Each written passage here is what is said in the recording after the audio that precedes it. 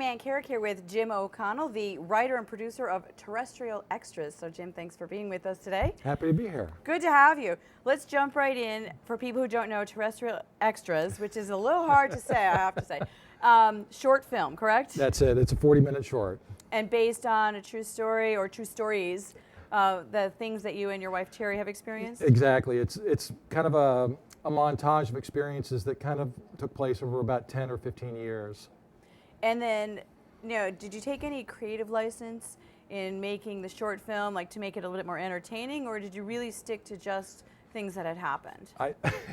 I wish that were the case, but unfortunately, or fortunately, depending on how you look at it, these are all our true stories. There was no embellishment of anything. We kept it completely to the facts.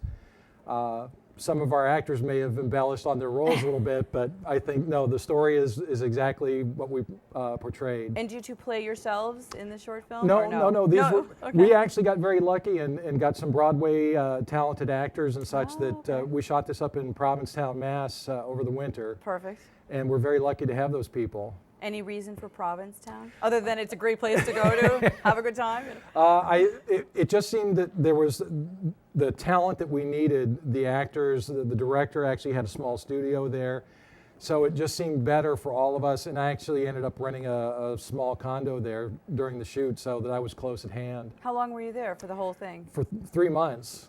Okay, are you sure that wasn't just a boondoggle, like a reason to go to Provincetown for 3 months? No, because we actually had, with our director Jake, he's also, he works at Versus in Stamford, so he had a couple of days that he was coming back and forth, and so we were working around his schedule or the actor's schedules, and I was kind of like the odd man out, so I was arranging locations and permits and all that sort of thing. Okay, so you were kind of doing the producer work on site as well? Yes. Okay, so then I guess this would really fall into the category pretty much of a documentary, except that you've used actors instead of interviewing the people who had the encounters, correct? Right. We like to call it a docudrama by the fact that we are documenting the experiences that we had, but the only way to really tell it was to kind of show people the experiences, because they're so kind of out there that unless people can actually see it, they don't really get the feel for the story. Right.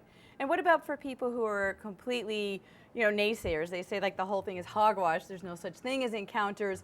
They might still enjoy the film, could be fun and entertaining. But but I'm sure you run into that where people who ask you, or question whether the whole thing is just made up. Right. No, in my case, I always like to leave people open to the question. We're not trying to convince anybody or drive anything home. It's really just about, here's the experience, and we let people make up their own minds. So there's no real debate. I mean, I've got some people that have hammered me over the years about, it's not real, but I always look back and I say, well, look at Discovery Channel. Evidently, their revenue stream between UFO hunters and all the other shows they're making, they're trying to convince somebody it's real. Well, okay, nobody's questioning that it's entertaining. There's just some people question maybe if it's real or not. So you've obviously spent a lot of time on the Terrestrial Extras. I guess a spin-off before it's even out, is that now you're working on a pilot for a TV show, sort of the same topic but a different angle, correct? That's correct. We had some interest as a result of people seeing the short film at some of the film festivals, that they asked about potentially producing a pilot, kind of doing the same work where we would go out and kind of interview people that have similar alien encounter experiences and try to draw a broader picture of what may be going on, and just to have a better understanding.